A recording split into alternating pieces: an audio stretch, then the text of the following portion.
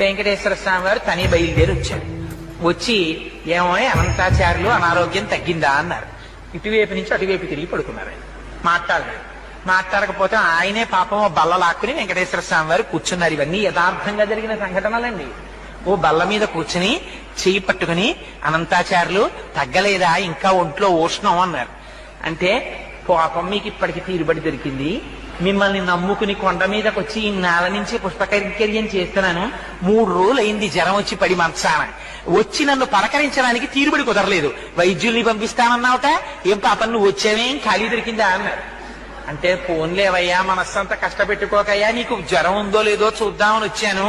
అనంతాచార్యులు నన్ను చూడాలన్న భక్తే తప్ప వైద్యులతో వైద్యం చేయించుకుందామని కూడా నీకు కోరిక లేదేమిటో, చూడు నీకు ఎలా తగ్గించేస్తానో అని ఒళ్ళంతా.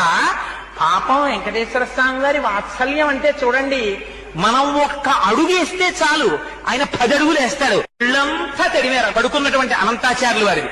ఆయనకి జ్వరం అంతా తగ్గిపోయింది. లేచి నిలబడి కపాల కాళ్ళ మీద పడ్డారు.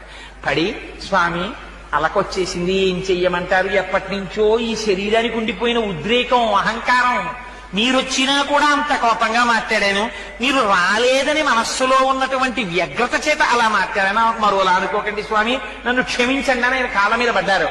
అనంతాచార్యులు నిన్ను